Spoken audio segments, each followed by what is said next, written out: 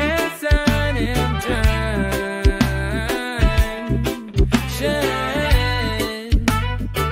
Feels like home kahit saan ka man galing. Malinis ang kwarto, preskong tulugan. Bago ang bedsheet, relaxing ang tambayan. Accessible sa biyahe, di ka mapapagod. Lapit sa lahat, kaya't dito ka na tumuloy lots. Kahit solo o may kasamang pamilya, may espasyo para sa barkada. Presyong abot, lugar na komportable. At pag nakita mo, Instagram